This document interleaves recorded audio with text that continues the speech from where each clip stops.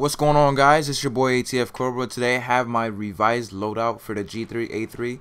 I know in my last video I told you guys, and I put up the video, just basically on the setup that worked for me. I actually got a lot of feedback from a lot of you guys, telling me, the heavy barrel is gimping my loadout, and it's all negative, just negative, straight negative feedback on the foregrip, because it's not really doing too much for the G3A3, and the reason for that is because the foregrip is just to reduce the side-to-side recoil, which the G3A3 has very little of, which is true, and it doesn't really help in the long range gunfights, because it does hinder your aim down sight accuracy at long ranges, so it's not really good for that part. But what it does help is just stabilizing the gun and just making it feel a little bit more useful when you are taking on targets that are at close range or right in your face. That's what the loadout was for. Is more on a all-around scale weapon that would or general weapon that would be able to handle close range, medium range, and long range, and that's what my loadout did handle. But this loadout that you guys are telling me that works is just no foregrip whatsoever, heavy barrel, either red dot sight or Cobra, and it's a preference. No, it's not. It's definitely not. There's more zoom on the holographic sight than there is red dot or Cobra sight. That's why it's not just a preference. You get more zoom. That means you can see a lot more clearly your enemy and where your shots are going when you have a little bit more zoom, when you can see down range. That's why I don't agree with that guy who said who put down the comment of it's personal preference. It is preference, true.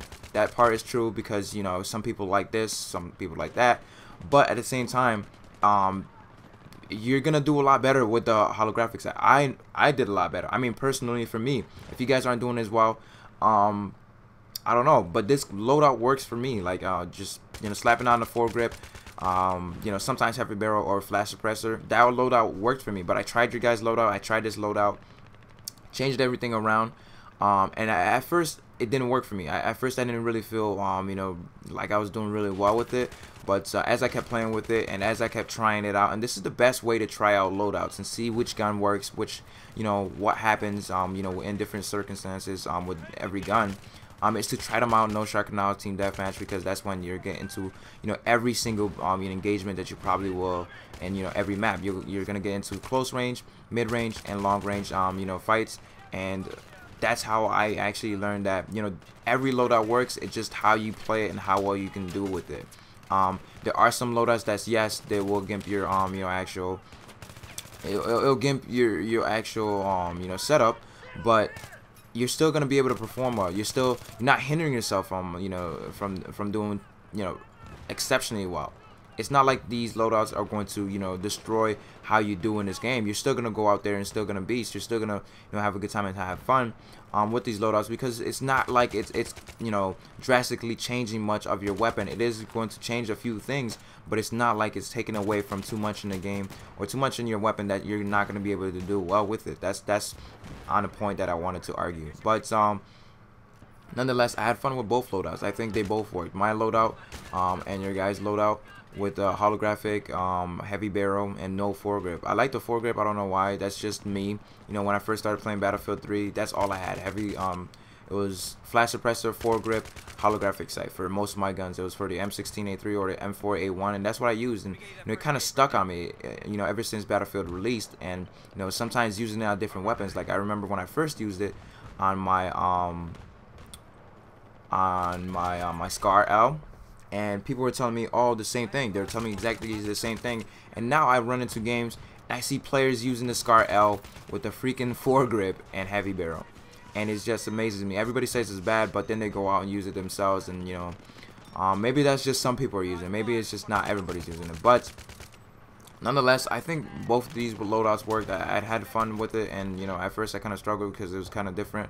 Because the heavy barrel does change a lot of your recoil. Like it's a big difference between non-heavy barrel and flash suppressor, or heavy barrel and flash suppressor. It's a really big difference. But nonetheless, the heavy barrel is really great because it extend out your maximum damage past 50 meters. And when I say meters, also another thing in the comments, meters is in the game, relatively in the game. When you take a couple steps, let's look at how far ranges. You know, you can kind of guess in your mind what meters are yards, distances. You could kind of guess in your mind. Now, Battlefield 3 is a relatively realistic game.